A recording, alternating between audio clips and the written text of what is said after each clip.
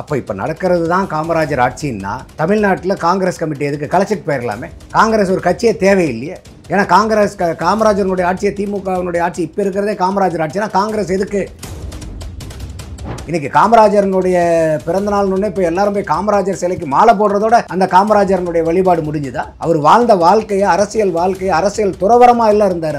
அவர் வீட்டில் அவங்க அம்மாக்காக ஒருத்தங்க அந்த பஞ்சாயத்தில் இருக்கிறவங்க ஒரு பைப்பு தண்ணி பிடிக்கிற பைப்பு போட்டு கொடுத்தாங்க. அதை எதுக்காக போட்டு கொடுத்தீங்கன்னா அந்த பைப்பை பிடிக்க எரிஞ்சார் காமராஜர்.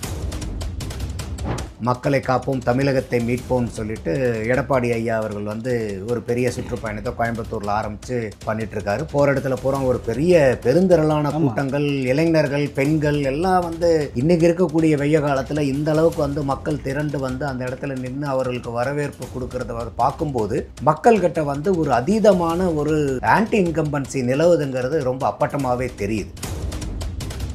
திமுக சைட்ல இருந்து அவங்க சொல்லக்கூடியது என்ன? 98% நாங்கள் வாக்குறுதியை நிறைவேற்றிட்டோன்றாங்க. கொடுத்த வாக்குறுதி 505. அப்போ 98 505 பெருக்கல் 98 497. அப்போ திமுக இந்த கொடுத்த 505 வாக்குறுதி இல்லை, இது வரைக்கும் வெறும் 8 வாக்குறுதி தான் நிறைவேற்றாமல் இருக்கா? தமிழ்நாட்டில் ஒரு பச்சை குழந்தை நம்புமா இதை?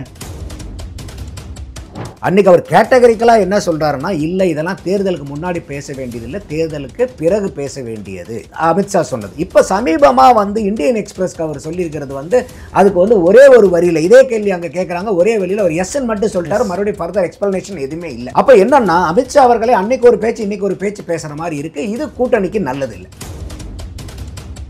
அப்போ இந்த கல் இறக்கிறத இன்னைக்கு விவசாயிகளுக்கு ஆதரவான போராட்டமாக தானே விவசாயிகள் பார்க்குறாங்க. இல்லை சார், கவனத்தை ஈர்க்கிறதுக்காக அதை பண்ணுறாங்க. அண்ணாமலை கூட ஒரு இடத்துல பேசுகிறப்போ ஒரு தலைவர் மரம் ஏறுறாரு, இன்னொரு தலைவர் மாடு மேய்க்கிறாரு அப்படின்னு சொல்லிட்டு விமர்சனமாக பேசுகிறாரு. இல்லை, அண்ணாமலையே கல் இறக்கிறத நான் வரவேற்கிறேன்றார். அவர் என்ன சொல்கிறார்? எனக்கு குடிச்சா நான் குடிப்பேன், ஆனால் மரம் ஏற மாட்டேன் நான். அப்போ அண்ணாமலைக்கும் கல் குடிக்கிறதுக்கு யாரோ ஒருத்தர் மரம் ஏறி தானே போட்டு கொடுக்கணும். ஆமாம், அதுவா ஜீம்பும்பானம் வந்துருமா கையில்? அப்போ எனக்கு மரம் ஏறதில் உடன்பாடு இல்லை, ஆனால் எனக்கு கொடுத்தா நான் குடிப்பேன், அந்த போராட்டத்துக்கு நான் வருவேன் அப்படின்னா ஒரு அரசியல் கட்சி தலைவராக நம்ம மரம் ஏறணுங்கிற அவசியம் இல்லைன்னு அவர் சொல்றதா தான் எடுத்துக்கணுமே ஒழிய அவருக்கு இது கல் இறக்கிறது போராட்டத்தில் முழு உடன்பாடு உண்டு அண்ணாமலைக்கு. Best Properties and Management. Contact 7667008999. வள்ளுவம் தொலைக்காட்சி நேயர்களுக்கு வணக்கம். அரசியல் பேசும் நிகழ்ச்சிக்கு உங்களை வரவேற்பதில் மகிழ்ச்சி. இன்று நம்மோடு இணைந்திருக்கிறார் ஊடகவியலாளர் நந்தகுமார் அவர்கள். சார் வணக்கம். சார் வணக்கம் ராபின். நல்லா இருக்கீங்களா சார்? நீங்கள் எப்படி இருக்கீங்க? நல்லா இருக்கேன் சார். சார், காமராஜருடைய பிறந்தநாள் இன்னைக்கு 2026 தேர்தலில் காமராஜருடைய ஆட்சியை யார் தரப்போகிறாங்கன்றதில் தான் போட்டி நிலவரது நம்ம பார்க்குறோம். பல ஆண்டுகள் ஆயிடுச்சு, 122 ஆண்டுகள் ஆயிடுச்சு. இருந்தாலும் காமராஜர் ஆட்சியை நாங்கள் தருவோம்னு சொல்லிட்டு 4 முனையில் இருக்கக்கூடிய தலைவர்களுமே பேசுகிறாங்க. காமராஜர் ஆட்சியை 2026 தேர்தலில் தரப்போவது யார் என்ற கேள்வி இயல்பாக எழுது. எப்படி பார்க்குறீங்க? காமராஜர் ஆட்சியை திருப்பி காமராஜர்னால மட்டும்தான் தர முடியும். சரி, அவங்கவுங்க ஆட்சியாக கொடுத்தாங்கன்னா போதும், அது நல்லாட்சியாக கொடுத்தாங்கன்னா போதும். சரி, இன்னும் இப்போ நம்ம ஈவிகேஷன் இலங்கைவன் ஐயா இல்லை, மறைஞ்சிட்டார். அவர் தான் ரொம்ப அபத்தமான ஒரு வார்த்தையை பேசியிருந்தார். அவர் செல்வ பெருந்தை அவர்கள் நாங்கள் தமிழ்நாட்டில் காமராஜரனுடைய ஆட்சி அமைப்போம் அப்படின்னு சொல்லும்போது ஈவிகேஎஸ் இளங்கோவன் பக்கத்தில் இருந்துட்டு இப்போ நடக்கக்கூடிய ஆட்சியை திராவிட மாடல் ஆட்சியை காமராஜர் ஆட்சி தானன்னார். ஸோ ரொம்ப இல்லை, முதல்வரே கூட அதை நிறைய தடவை பதிவு பண்ணியிருக்காரு. நீங்களே சொல்லுங்கள், இதெல்லாம் காமராஜர் இன்னைக்கு உயிரோடு இருந்து இதெல்லாம் காதில் கேட்டார்னா, இல்லை உண்மையாலும் காமராஜர்னுடைய தொண்டர்கள்னு இருப்பாங்கல்ல, சரி, அவங்கெல்லாம் இதில் காதில் கேட்டாங்கன்னா அவங்களால உயிர் வாழ முடியுமா? முதல்ல இப்போ நடக்கிறத காமராஜர் ஆட்சின்னு சொன்னீங்கன்னா, அப்போ இப்போ நடக்கிறது தான் காமராஜர் ஆட்சின்னா தமிழ்நாட்டில் காங்கிரஸ் கமிட்டி எதுக்கு கலைச்சிட்டு போயிடலாமே? காங்கிரஸ் ஒரு கட்சியே தேவையில்லையே. ஏன்னா காமராஜனுடைய ஆட்சியை திமுகவினுடைய ஆட்சி இப்போ இருக்கிறதே காமராஜர் ஆட்சினா காங்கிரஸ் எதுக்கு? தேவையே இல்லையே. தமிழ்நாட்டை விட்டு தூக்கி எரிஞ்சிடலாமே நம்ம. அதை தானே நாங்கள் காமராஜர் ஆட்சி அமைப்பன் தானே காங்கிரஸ் கட்சி இங்கே இருக்குது. சரி, அப்போ இப்போ இருக்கிறதே காமராஜர் ஆட்சினாக்கா தேவையே இல்லையே காங்கிரஸ். அப்போ அது எவ்வளோ முன்னுக்கு பின்புறனான பேச்சுகள் இல்லையா? இதெல்லாம் காமராஜர் ஐயா காதில் கேட்டாருன்னா என்னத்துக்கு ஆகுறது இத்தனை வருஷம் கழிச்சோம்? புரியுது. ஸோ நீங்கள் அவங்கவுங்களுடைய ஆட்சியை கொடுங்க, அதை கொஞ்சம் எந்த அளவுக்கு சிறப்பாக முடியுமோ அந்த அளவுக்கு நல்ல ஆட்சியை கொடுங்க மக்களுக்கு. புரியுது. இது காமராஜர் ஆட்சினால ஏன் காமராஜரை விட நீங்கள் நல்ல ஆட்சி கொடுக்கக்கூடாதா? அதை விடவே சிறப்பான ஆட்சி கொடுக்க முடியாதா? அதுக்கு உங்களுக்கு பொலிட்டிக்கல் வில் வேணும். காமராஜர் ஐயா இறக்கும்போது அவர்கிட்ட சொத்து என்ன இருந்தது? இன்னைக்கு காமராஜரனுடைய பிறந்தநாள்னு இப்போ எல்லாரும் போய் காமராஜர் சிலைக்கு மாலை போடுறதோட அந்த காமராஜரனுடைய வழிபாடு முடிஞ்சுதா? அவர் வாழ்ந்த வாழ்க்கையை அரசியல் துறவரமாக எல்லாம் இருந்தார். அவர் வீட்டில் அவங்க அம்மாக்காக ஒருத்தங்க அந்த பஞ்சாயத்தில் இருக்கிறவங்க ஒரு பைப்பு தண்ணி பிடிக்கிற பைப்பு போட்டு கொடுத்தாங்க. அதை வந்து எதுக்காக வந்து போட்டு கொடுத்தீங்கன்னா அந்த பைப்பை பிடிங்க எரிஞ்சார் காமராஜர். இன்னைக்கு இருக்கக்கூடிய ஒரு வண்டு முருகன் இதை செய்வாரா இன்னைக்கு அரசியலில்? எத்தனை வண்டு முருகன்களை பார்க்குறோம் இல்லையா? புரியுது. இன்னைக்கு எல்லாருமே வந்து போகக்கூடிய வண்டி என்ன, டாடா ஃபார்ச்சுனர் என்ன, எப்பேற்பட்ட வண்டியில் போகிறாங்க. காமராஜர் என்ன வச்சுருந்தார் சொத்து அவருக்காக? அப்போ இந்த காமராஜரனுடைய ஆட்சியை உங்களால் கொடுக்க முடியுமா? எங்கேயாவது அவருடைய வாரிசுகளை வந்து அடையாளம் காமிச்சிட்டு போனாரா? இவர் தான் எங்கள் சொந்தக்காரர், அவர் எங்கள் சொந்தக்காரர், இவர் இந்த பதவியில் இருக்கட்டும், அவர் அந்த பதவியில் இருக்கட்டும்னு ஏதையாவது இங்கே இருக்கக்கூடிய இப்போ இருக்கக்கூடிய அரசியல்வாதிகள் யாராவது காமராஜரை பேசுகிறதுக்கு என்ன ஒரு தார்மீக உரிமை இருக்குமான்னு எனக்கு தெரியல. புரியுது சார். அந்த மாதிரி சொல்லி காமராஜர் ஐயாவை வந்து களங்கப்படுத்திட வேண்டாம். புரியுது. இதெல்லாம் தாண்டி வந்து 2 பெரும் கட்சி, அதிமுக திமுக 2 பெரும் கட்சியுமே வந்து தங்களுடைய சுற்றுப்பயணங்களை மேற்கொண்டிருக்காங்க. ஸ்டாலின் ஒரு பக்கம் போகிறாரு, எடப்பாடி ஒரு பக்கம் போகிறாரு. 2 பேருக்குமே வந்து சரிசமமான அளவு ஆதரவு வரதை நம்ம பார்க்குறோம். 2026 தேர்தலில் இந்த ஆதரவு பெருகும்னு நீங்கள் நினைக்கிறீங்களா? இல்லை, ஒவ்வொரு கட்சியும் அவங்கவுங்களுடைய பயணத்தை நோக்கி இருக்கிறாங்க. ஓரணியில் தமிழ்நாடுன்னு சொல்லிட்டு ஸ்டாலின் ஐயா அவர்கள் வந்து அவங்க வீடு வீடாக போய் ஸ்டிக்கர் ஓட்டிகிட்டு இருக்கிறத நம்ம பார்க்குறோம். மக்களை காப்போம், தமிழகத்தை மீட்போம்னு சொல்லிட்டு எடப்பாடி ஐயா அவர்கள் வந்து ஒரு பெரிய சுற்றுப்பயணத்தை கோயம்புத்தூரில் ஆரம்பித்து பண்ணிகிட்ருக்காரு. போகிற இடத்துல பூரா ஒரு பெரிய பெருந்திரளான கூட்டங்கள், இளைஞர்கள், பெண்கள் எல்லாம் வந்து எடப்பாடி அவர்களுக்கு வந்து ஏகபோகமாக அவங்க வந்து ஒரு சப்போர்ட் கொடுக்குறத, கூட்டம் கொடுக்குறத பார்க்க முடியுது. சரி, அஃப்கோர்ஸ் கட்சிக்காக வர்றது வந்து கட்சிக்காரங்க கூட்டத்தை கூட்டிகிட்டு வருவாங்கன்னாலும் இன்றைக்கி இருக்கக்கூடிய வெய்ய காலத்தில் இந்த அளவுக்கு வந்து மக்கள் திரண்டு வந்து அந்த இடத்துல நின்று அவர்களுக்கு வரவேற்பு கொடுக்குறத பார்க்கும்போது மக்கள்கிட்ட வந்து ஒரு அதீதமான ஒரு ஆன்டி இன்கம்பன்சி நிலவுதுங்கிறது ரொம்ப அப்பட்டமாகவே தெரியுது. அப்போ இங்கே கூட வந்து பார்த்தீங்கன்னாக்கா இவங்க திமுக ஒரு பக்கம் 2 வாரத்துக்கு ஒரு தடவை சர்வே மேலே சர்வேவாக எடுத்து தள்ளுறாங்க. மக்களுடைய மன ஓட்டம் எப்படி இருக்குது, என்ன ஓட்டங்கள் எப்படி இருக்குன்னு ஒரு சர்வேல கூட அவங்க சந்தோஷப்படுற மாதிரி ரிசல்ட்டே வர மாட்டேங்குது. அது அவங்க சார்ந்த நிறுவனங்களும் எடுக்கிறாங்க, பல தனியார் நிறுவனங்களும் வெளியே இருந்தெல்லாம் எடுக்கிறாங்க. எங்கேயாவது எதுலையாவது வந்து திமுகவுக்கு வந்து ஒரு பிரகாசமான எதிர்காலம் 2026 தெரியுதான்னு பார்த்தாக்கா அவங்க எடுக்கிற சர்வேலேருந்து வெளியே இருக்கிற சர்வே வரைக்கும் அந்த மாதிரி தகவலை கொடுக்கல அப்படிங்கிறது தான் நமக்கு வரக்கூடிய செவிவெளி செய்தியாக இருக்குது. சரி, அப்போ அதனால தான் வந்து இவங்க வந்து ஓரடியில் திறவோம்னு சொல்லிட்டு இப்போ வந்து நாங்கள் வந்து நீங்கள் எல்லாம் யாருமே ஆஃபீஸ்க்கே, கவர்மெண்ட் ஆஃபீஸ்க்கே வர வேண்டாம், ஆஃபீஸருங்களே உங்களை வீடு தேடி வருவாங்க. எத்தனை ஆஃபீஸர் வருவாங்க வீடு தேடி? எத்தனை மக்கள் இருக்கிறாங்க இன்றைக்கி? 2,10,00,000 ரேஷன் கார்டு தமிழ்நாட்டில் இருக்குது. ஒவ்வொரு வீட்டுக்கும் இந்த வந்து அரசாங்க அதிகாரிகள் வீட்டுக்கு பயணத்துக்கு போனாங்கன்னா ஆஃபீஸில் போகக்கூடிய மக்களுக்கு யார் செய்ய போகிறாங்க? அப்போ இந்த 4.25 வருஷம் நீங்கள் என்ன பண்ணிட்டு இருந்தீங்க? உங்கள் தொகுதியில் நான் இதே தான் வந்து 2021 தேர்தலுக்கு முன்னாடி ஸ்டாலின் ஐயா அவர்கள் வந்து தொகுதி வாரியாக போய் பெட்டி பெட்டியாக வச்சு எல்லாமே அந்த குறைகளெல்லாம் கேட்டாரு. அதில் ஒரு 4,58,000 சில்லற குறைகள் வந்துருச்சுருந்தாங்க. ஆன்லைனில் வந்து ஒரு 12-13 லட்சத்துக்கு மேலே வந்துச்சுருந்தாங்க. 17 லட்சமே வந்துச்சுன்னு நினைக்கிறேன், டைம் ரைட். ஸோ அப்போ இதெல்லாம் சேர்த்து இந்த குறைபாடுகள்லாம் நிவர்த்தி செய்யப்பட்டுருச்சா? அதுக்குள்ளார அடுத்ததுக்கு போகிறீங்களே நீங்கள்? இப்போ ஏற்கனவே இருக்கக்கூடிய பிரச்சனையெல்லாம் தீர்த்துட்டிங்களா? அப்போ இந்த மாதிரி இருக்கும்போது இன்றைக்கி கொடுத்த வாக்குறுதிகளெல்லாம் நிறைவேற்றிட்டிங்களா? திமுக சைட்லேருந்து அவங்க சொல்லக்கூடியது என்ன, 98% நாங்கள் வாக்குறுதியை நிறைவேற்றிட்டோன்றாங்க. கொடுத்த வாக்குறுதி 505. அப்போ 98 505 பெருக்கல் 98 497.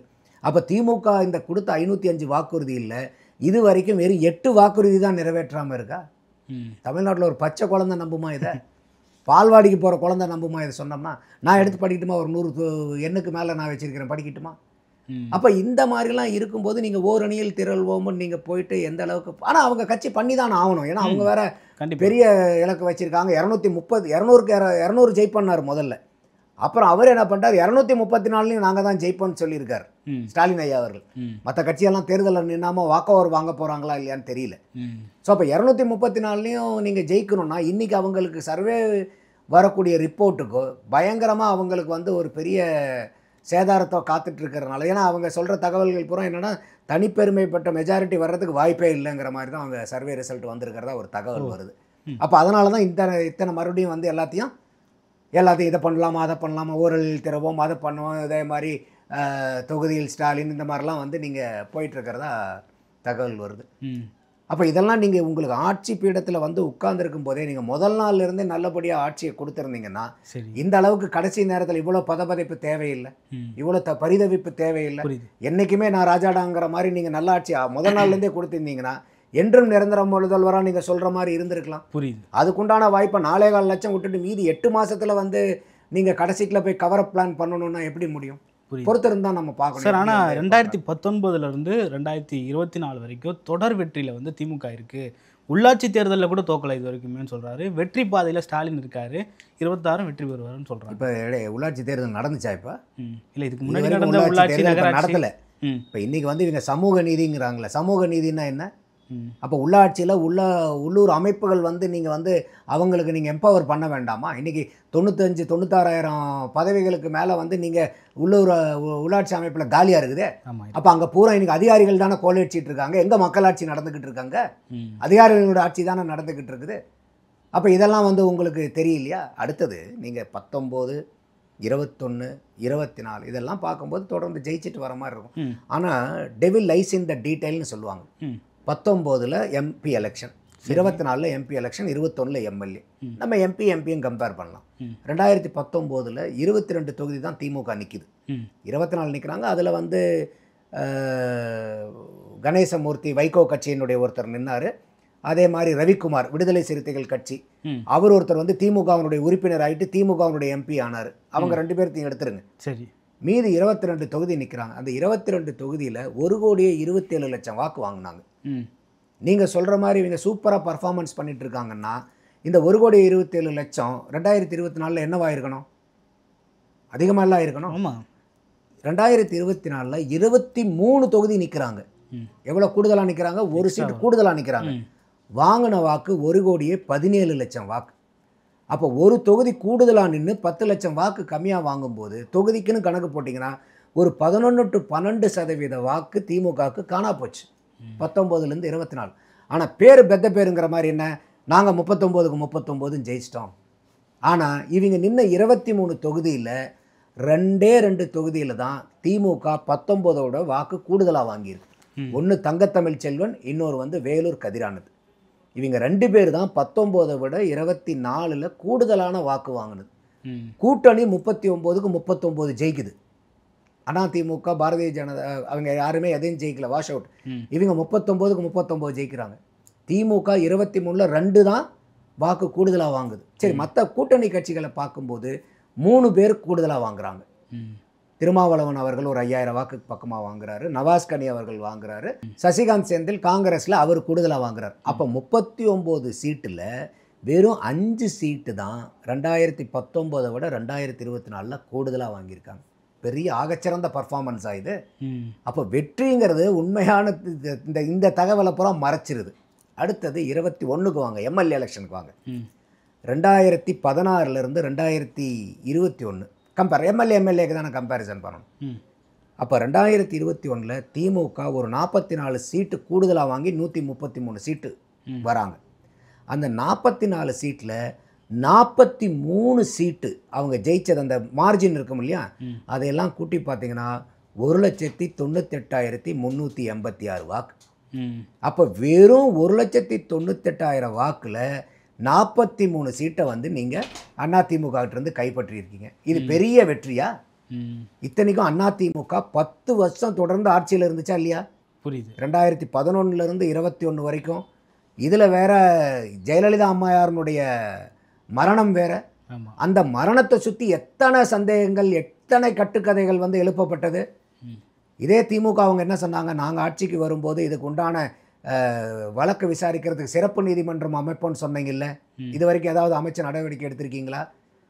முன்னாள் அமைச்சர்மார்கள் பூரா மேலே பூரா நாங்கள் ஊழல் வழக்கு பதிஞ்சு நடவடிக்கை எடுப்பீங்களே, சிறப்பு நீதிமன்றத்தில் ஏதாவது பண்ணுனீங்களா?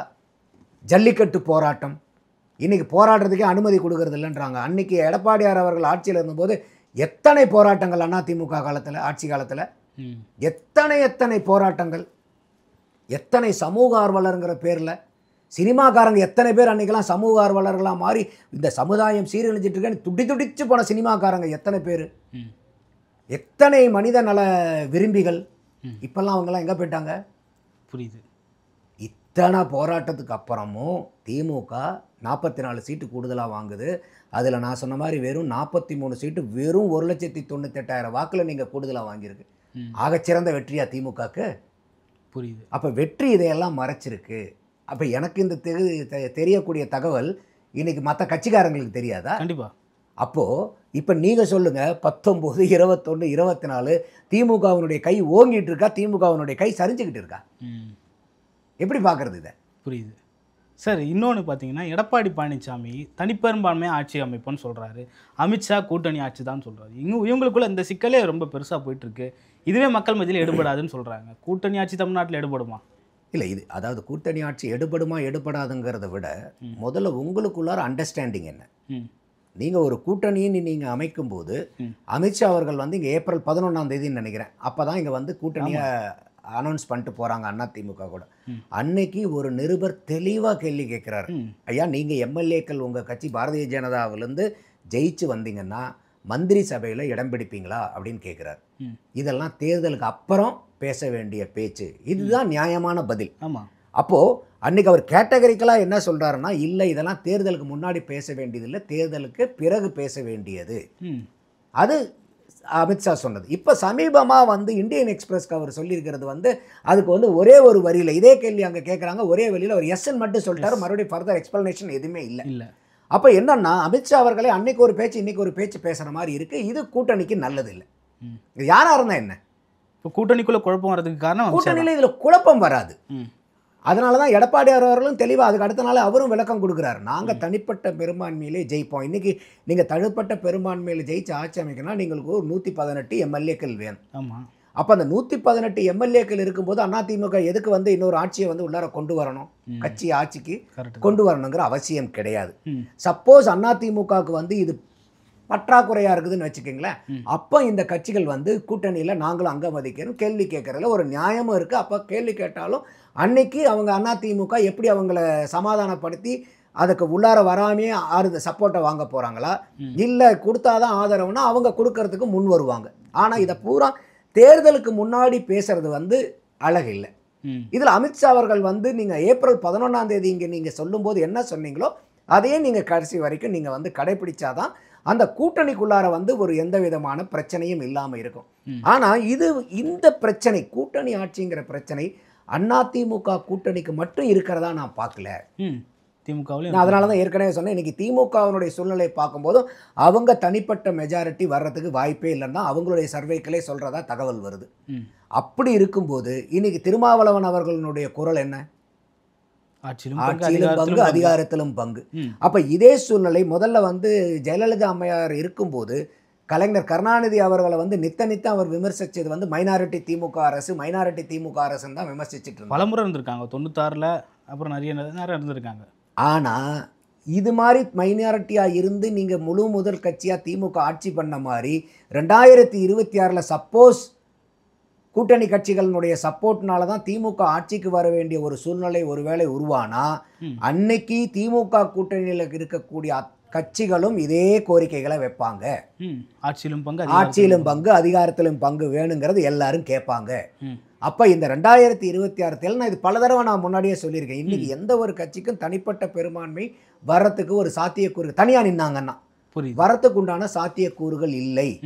அப்படி இருக்கிற சூழ்நிலையில் வந்து இன்னைக்கு வந்து ஒரு அதிமுக பாரதிய ஜனதா கூட்டணி வந்து ஒரு வலுவான கூட்டணியாக அமைஞ்சிருக்கு. அப்போ வந்து இன்னைக்கு அதிமுக தனிப்பட்ட பெரும்பான்மையாகவே 118 சீட்டுக்கு மேலே ஜெயிச்சா அவங்க கூட்டணியில் ஆட்சி கொடுக்கணுங்கிற அவசியம் இல்லை. கம்மியாக இருந்தால் கேட்கறதுக்கு இவங்களுக்கு உரிமை இருக்குது, கொடுக்கறதா வேண்டாமான்னு சொல்லிட்டு அதிமுக தான் நிர்ணயம் பண்ணணும் அதை அந்த காலகட்டம். சார், ஆனால் 96ல் வந்து திமுக மைனாரிட்டி அரசாக இருந்திருக்கு. அப்போது வந்து பாமக வந்து கூடுதலாக கூட இருந்து சப்போர்ட் பண்ணியிருக்காங்க. ஆனால் அவங்க நிபந்தனையற்ற ஆதரவு தானே கொடுத்துருக்காங்க. இது வரைக்கும் 2026 யாரும் அப்படி கொடுக்க மாட்டாங்க. புரியுது. ஏன்னா இன்றைக்கி இருக்கக்கூடிய கட்சிகளினுடைய நிலவரம் திமுக எந்த நிலவரத்தில் இருக்குதுங்கிறது கூட்டணி கட்சிகளுக்கு பூரா தெரியும். இப்போயே சீட் அதிகமாக கேட்குறாங்களா இல்லையா? கேட்குறாங்க. ஆனால் தமிழ்நாட்டில் இது வரைக்கும் கூட்டணி ஆட்சின்றது அமைஞ்சது இல்லையே அப்படின்ற ஒரு கேள்வியும் இருக்குது. தமிழ்நாட்டில் வந்து திமுக ஆட்சிக்கு வர வரைக்கும் திமுக ஆட்சி அமைச்சிருந்துச்சு. அதுக்கு முன்னாடி அதிமுக எம்ஜிஆர் ஆரம்பித்து ஆட்சி அமைக்கிற வரைக்கும் அதிமுகங்கிற ஒரு கட்சி தமிழ்நாட்டில் ஆட்சி புரிஞ்சிருக்கா? புரியுது. எல்லாத்துக்குமே ஒரு ஆரம்ப புள்ளின்னு ஒன்று வேணும்ல. அப்போ இது வரைக்கும் எங்களுக்கு இல்லை, அதனால் எப்பயுமே இல்லைங்கிறத எப்பயுமே அதுக்கு தகுந்த மாதிரி கட்சிகள் இங்கே வந்து செல்வாக்கு பெற்றிருந்தாங்கன்னா அது ஓகே. புரியுது. இப்போ நீங்கள் யாருமே வந்து வம்படியாக வந்து உங்களுக்கு பண்ண போகிறதில்ல. இப்போ திமுகவே நாளைக்கு இன்றைக்கி ஜெயிச்சிருக்கிற மாதிரி அவங்க 133 சீட்டில் ஜெயிச்சாங்கன்னா கூட்டணி கட்சி போய் என்னத்தை போய் கேட்டுற முடியும் அவங்கக்கிட்ட? புரியுது. ஆனால் முதல்ல இருந்த மாதிரி நீங்கள் மைனாரிட்டி நம்பரில் இருந்துக்கிட்டு நீங்கள் கூட்டணி கட்சியோட நீங்கள் சிங்கிள் பார்ட்டியாக திமுகனால 2026 ஆட்சியை அமைக்க முடியுமா? ஒரு வேலைனாலும் முடியாது. புரியுது.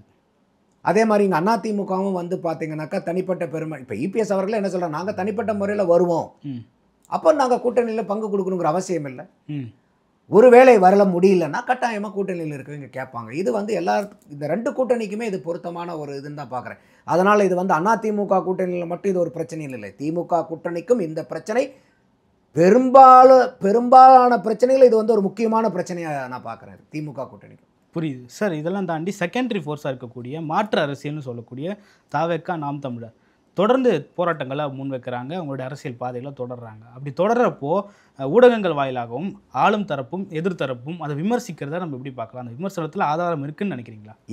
எந்த கட்சி? தாவேக்காவுடைய சமீப போராட்டமாக இருக்கட்டும், இல்லை நாம் தமிழரோட இந்த ஆடு மாடு மாநாடாக இருக்கட்டும், விமர்சிக்கிறதுக்கான காரணம் என்னவா இருக்குன்னு நினைக்கிறீங்க? விமர்சிக்கிறதுக்கு உண்டான காரணம் ஒன்று அரசியல் காரணம் தான் இருக்க முடியும்.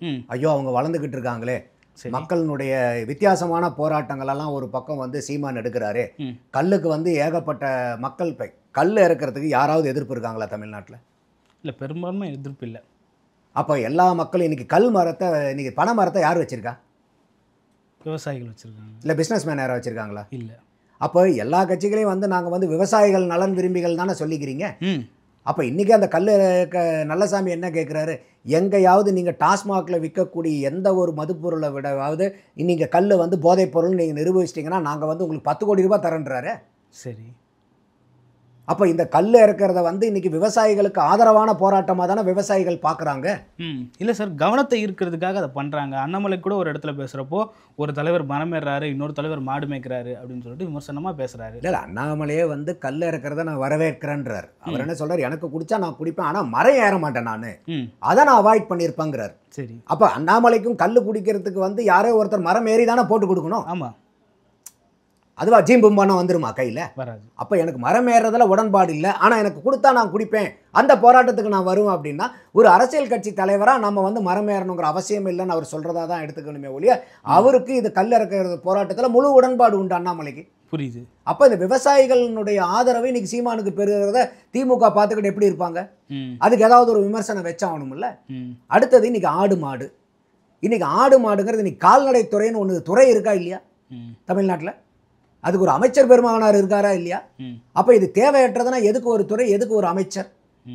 அப்போ அந்த ஆடு மாடுகளுக்காக ஒரு மாநாடு நடத்துறது வந்து எந்த விதத்தில் வந்து இது மோசமான அரசியல் ஆகிடும்? இல்லை, மின்சாரத்துறை அமைச்சர் சிவசங்கர் அவர்கள் வந்து சீமானோட நிலைமையை பார்த்து எனக்கு ரொம்ப பரிதாபமாக இருக்குது, இப்படி அவர் இறங்கிட்டாரு அப்படின்னு சொல்லிட்டு என்ன இந்த மாட்டை கூப்பிட்டு வச்சது இல்லையா? அதே சிவசங்கர் அவர்கள் இன்னைக்கு திமுக கூட்டத்திலலாம் மீட்டிங் முடிச்சோடனே தேரை தலை மேலே வச்சு தூக்கிட்டு போகிறாங்களே, அதையெல்லாம் ஏன் வந்து உங்களுக்கு மனம் பரிதவிக்கலையா? இன்னைக்கு கோட்டருக்கு காசு கொடுக்காம, பிரியாணிக்கு காசு கொடுக்காம, மீட்டிங்க்கு வண்டி வச்சு ஆள் கூட்டு வராமல் இன்னைக்கு திமுக கூட்டத்துக்கு எங்கேயாவது கூட்டத்துக்கு ஆள் வருதா இன்னைக்கு? சரி. அதெல்லாம் உங்களுக்கு வருத்தமாக தெரியலையா? அப்போ அந்த மாதிரி காசை கொடுத்து கோட்டருக்கும் பிரியாணிக்கும் கூட்டத்துக்கு வர ஆட்கள் எங்கேயாவது அந்த கட்சியில் பேசக்கூடிய கொள்கை கோட்பாடுகளை கேட்பாங்களா? அப்போ இந்த இடத்துல இங்கே ஆடு மாடுகள் இருக்கிறதுக்கும் அந்த இடத்துல அந்த மாதிரி ஆட்களை கூட்டி வச்சு வைக்கிறதுக்கும் எந்த இடத்துல நீங்கள் வித்தியாசத்தை பார்க்குறீங்க? எப்படி வித்தியாசப்படுத்திக்கிறீங்க நீங்கள்? புரியுது. அவர் அங்கே பேசுறது ஆடு மாடுகளுக்காக பேசுகிறாரு, அதனால் வந்து ஒரு ரெப்ரசன்டேட்டிவாக அந்த இடத்துல ஆடு மாடுகளை நிறுத்தி வச்சுருக்காங்க. ஏன்னா ஆடு மாடை காது கொடுத்து கேட்குதுங்க. அந்த ஆடு மாட்டை ஓட்டிட்டு வந்த ஆளுங்க இருப்பாங்க இல்லையா, அதனுடைய முதலாளிகள் இருப்பாங்க இல்லையா. இன்னைக்கு இதே ஒரு அமைச்சர் சொன்னாருன்றீங்களா, இன்னைக்கு திமுகவில் இருக்கக்கூடிய அமைச்சர்களுக்கு, எம்எல்ஏக்களுக்கு, கட்சிக்காரங்களுக்கு மாட்டு பண்ணை இல்லையா? எந்த கட்சிக்காரங்களுக்கு மாட்டு பண்ணை இல்லையா இன்னைக்கு? அப்புறம் இது என்ன ஒரு சாதி சார்ந்ததா இது? இன்னைக்கு பனைமரம் வச்சிருக்கீங்களா, ஏதோ ஒரு சாதிக்கு உட்பட்டவங்களா? இல்லை, அதே மாதிரி ஆடு மாடு வளர்த்துறவங்களா ஏதோ ஒரு சாதிக்காரங்க தான் ஆடு மாடு வச்சிருக்காங்களா, இல்லை விவசாயிகள் வச்சிருக்காங்களா? இல்லை, திராவிட இயக்கம் வந்து தமிழ்நாட்டில் இருக்கிற மாணவர்களை படிக்க சொல்லுது, டாக்டராக சொல்லுது, இன்ஜினியராக சொல்லுது. ஆனால் இது போன்ற ஆட்கள் வந்து பிற்போக்குத்தனமாக மாடு மேய்க்க சொல்கிறாங்க, பனைமரம் ஏற சொல்கிறாங்கன்னு பேசுகிறாங்கல்ல. எல்லாத்தையும் கூப்பிட்டு வா மரம் ஏறுனாங்களா? எல்லாத்தையும் கூப்பிட்டு வா மாடு மேய்னாங்களா? இன்னைக்கு மாடு மேய்க்கிறது ஒரு தொழிலா இல்லையா? நான் அதனால தான் கேட்குறேன், இன்றைக்கி மாட்டிலிருந்து இன்றைக்கி பால் உற்பத்தி ஆகுதா இல்லையா? பால் இன்றைக்கி இப்போ பேசக்கூடிய பெருமக்கள் பூராமே பால் யாரும் வீட்டில் வாங்கி குடிக்கிறது இல்லையா? தயிர் போட்டு சாப்பிட்றது இல்லையா? மோர் அடித்து குடிக்கிறது இல்லையா? வெண்ணெய் நெய் சாப்பிட்றது இல்லையா? பெரும்பான்மையாக பார்ப்பனர்கள், பிராமணர்கள் தான் சாப்பிடுவாங்க. அவருக்காக தான் சீமான் போராடுறாரு. ஓ, அப்போ தமிழ்நாட்டில் எத்தனை பர்சன்டேஜுங்க பார்ப்பனர்? அப்போ தமிழ்நாட்டில் இருக்க இத்தனை கோடிக்கணக்கான ஆடு மாடு, அதே மாதிரி இன்றைக்கி இருக்கக்கூடிய கோடிக்கணக்கான இந்த கல்லுக்கு புறம் இதெல்லாமே வந்து ஃபார்வர்டு கம்யூனிட்டியில் இருக்கக்கூடிய ஐயமார்கள் தான் சாப்பிட்றாங்களா? இதுதான் உங்களுடைய செக்குலரிசமா?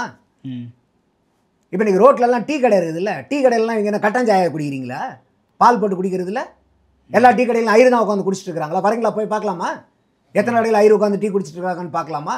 ஏன்னா ஒரு ஒரு ஒரு ஒரு வாய்க்கு வந்ததை பேசுகிறதா? ஒரு சிந்திச்சு பேச வேண்டாமா? புரியுது. வாய்க்கு வந்ததையா பேசுவாங்க. அப்போ இப்படியெல்லாம் பேசும்போது அவங்க பட்ட வர்த்தனம் அம்பலப்பட்டு போவாங்கள்ல மக்கள்கிட்ட. அப்போ அதனால தான் சொல்கிறேன், இவங்க வெறும் அரசியல் காழ்ப்புணர்ச்சியில் சீமானை விமர்சிக்கிறாங்க. சீமான் இன்னைக்கு வந்து இதெல்லாம் துரிதமான போராட்டம். யாராவது இன்னைக்கு போய் கேட்போம், இது வந்து எந்த இடத்துல இப்போ இன்றைக்கி வாப்பா படிக்க வேண்டாம்ப்பா, நிறுத்திட்டு வா மாடு மேய்க்கலான்னு கூப்பிட்டாரா? அதுக்கு அப்படியே போராட்டம். படிப்பு வேண்டாம், வாங்கல் மாடு மேய்ப்போம் அப்படி கூப்பிட்டாரா? யூபி, மகாராஷ்டிரா போன்ற மாநிலங்களில் தான் இத்தகைய போராட்டங்களை முன்னெடுப்பாங்க. இப்போ சீமான் அந்த போராட்டங்களை கையில் எடுத்துருக்காரு. சோறு எங்கே இருந்தாலும் சோறு தானுங்க. யூபி மகாராஷ்டிராவில் இருக்கிறவன் தான் பால் குடிக்கிறானா? நீங்கள் பால் குடிக்கிறது இல்லையா? அண்ணாமலை படத்தை என்னைக்கு வந்த படம் அது? அப்பயே ஒரு பாட்டு, பாதி புள்ள பிறக்குதையா பசும்பால தாய்ப்பாலா நம்பி. இன்னைக்கு அந்த பாதி புள்ளைய விட இன்னைக்கு ஏகப்பட்ட புள்ள இன்னைக்கு பசும்பாலை தான் தாய்ப்பாலா நம்பி பிறந்துக்கிட்டு இருக்குது. புரியுது. அப்போ அதெல்லாம் ஐயர் வீட்டு குழந்தைங்களா? இன்னைக்கு பாலில் இருந்து எத்தனை பொருட்கள் வருது இல்லை? இன்னைக்கு பாலை பயன்படுத்தி எத்தனை இண்டஸ்ட்ரீஸில் இருக்கு இல்லையா? எத்தனை உணவு கூடங்கள் வந்து இன்னைக்கு பாலை நம்பி இருக்குல்ல? அப்போ இதெல்லாம் வந்து மற்ற எல்லாமே ஐயருங்க தான் இந்த பாலை எல்லாம் மாட்டையெல்லாம் வச்சு இந்த பால் உற்பத்தி, பாலை சார்ந்த அத்தனை தொழிலும் ஐயர்மார்கள் தான் பண்ணிட்டு இருக்காங்களா? இன்றைக்கும் இவங்க திமுகவுக்கு பார்ப்பனிய எதிர்ப்புங்கிறதே கிடையாது. பார்ப்பன எதிர்ப்பு தான் அவங்களுக்கு. இதிலிருந்தே அம்பலப்பட்டு போகிறாங்களா இல்லையா? பார்ப்பனியத்தை எதிருங்க. பார்ப்பனிய எதிர்ப்புங்கிறது என்ன? பிறப்பால் ஒருத்தன் மேலே கீழேன்னு சொல்கிறத நாங்கள் எதிர்க்கிறோம். பிறப்பால் ஒருத்தனுக்கு அனுகூலம் கிடைக்கக்கூடாதுங்கிறதுக்கு திறமைக்கு தான் கிடைக்கும். இதுதானே பார்ப்பனிய எதிர்ப்புங்கிறது. இன்னைக்கு உதயநிதி ஸ்டாலின் மேடை ஏறும்போது பூரா என்ன சொல்கிறாரு? தான் யாருன்னு எப்படி அடையாளப்படுத்திக்கிறாரு? முத்துவேல் கருணாநிதி ஸ்டாலினுடைய பேரன். அதுக்கு முன்னாடி கலைஞர் கருணாநிதியினுடைய பேரன் முத்துவேல் கருணாநிதி ஸ்டாலினுடைய மகன். இப்போ அவர் என்னவா இருக்காரு? துணை முதல்வராக இருக்கு. இன்னைக்கு கூட நீங்கள் யாருன்னு சொல்லி அறிமுகப்படுத்திக்க முடியாதா? இன்றைக்கும் உங்கள் தாத்தா யார், அப்பா யாருன்னு சொன்னாதான் நீங்கள் யாருன்னு தெரியுமா? அப்போ இது பார்ப்பனியம் இல்லையா? இன்னைக்கு எந்த திமுகவை சார்ந்த நபர்களுக்காவது இன்னைக்கு உதயநிதி ஸ்டாலின் 2019 கட்சிக்குள்ளே வராது, 21 எம்எல்ஏ ஆகிறாரு, 23 அமைச்சராகிறாரு, 24 துணை முதலமைச்சர் ஆகிறாரு. என்ன காரணத்தினால் ஆனாரு? தகுதியினுடைய திறமையினுடைய அடிப்படையிலையா? திமுகவில் எந்த ஒரு தனிநபருக்காவது இந்த வாய்ப்பு கிடைச்சிருக்கா? அப்ப இது வந்து நீங்க கலைஞர் கருணாநிதியினுடைய பேரன் ஸ்டாலின் ஐயா அவர்களுடைய மகன்கிறனால தானே இது கிடைச்சிருக்குது உங்களுக்கு. அப்ப இது பார்ப்பனியம் இல்லையா? இதை நீங்க பார்ப்பனிய எதிர்ப்புங்கிறீங்க. இதை எதிர்க்க வேண்டாமா? இன்னும் அவரு புள்ள வந்தா கூட நாங்க அடிமையா இருந்து நாங்க அவங்களுக்கு சேவகம் பண்ண தயாரா இருக்கோங்கிற அந்த 75வது ஆண்டு விழாலே பல பேர் பேசுனதை நம்ம பார்த்தோமா இல்லையா? இந்த குடும்பத்துக்கு நாங்க அடிமையா இருக்கிறதே பெருமையா கருதுறோம்னு. இது பார்ப்பனியம் இல்லையா? இது சனாதனம் இல்லையா? இதை எதிர்க்க வேண்டாமா நீங்க? புரியுது சார். நடப்பு கால அரசியல் குறித்து பார்த்ததுக்கு நன்றி. மற்றும் ஒரு கால சந்திப்பும். நன்றி. நன்றி ராவே.